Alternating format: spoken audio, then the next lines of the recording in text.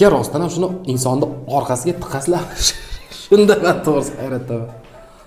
Navruzbek, bu sizga kulgili bo'lib tuyulishi mumkin, lekin bu yordamida bolalarda uchrayotgan gelmintoz kasalliklarini, uyg'on ichakda uchrayotgan gijja kasalliklarini tozalashda, mana bu ayollarimizni tug'ruqdan keyin uchrayotgan dog'larni yo'qotishda, surunkali alkogolizm, ichkilikka o'tirib qolganlarda ichakni yuvishda, bundan tashqari turli xil oziq-ovqat mahsulotlari bilan zaharlanganda, ichak yuvilganda yaxshi effekt beradi. Shuni ishlatish uchun qo'llaniladi. Demak, mana birinchi bo'lib orqaga tiqib turib, ingichka shlanka bilan yo'g'on ichagiga o'tib turib, bu yerdagi vositalar bilan ichakni chistka qilib, karchir qilib moyka qilasizlar. Albatta, bu maxsus shlang orqali o'sha anal teshigiga bu apparatni qo'ygandan keyin shlang orqali suv boradi. Shu suvimiz 38 gradusda bo'ladi, maxsus bosim o'rnida boradi va apparatni o'zi shu kirgan suvni yana qaytarib ichakdan chiqarib oladi. Bu yordamida ichak to'liq tozalanadi. Ana, yo'g'on ichakni tozalataman deganlar kelib murojaat qilaverasizlar. Hech qanaqa zarar yo'q. Bolalaringdagi gijjalarni ham shu apparat yordamida Germaniya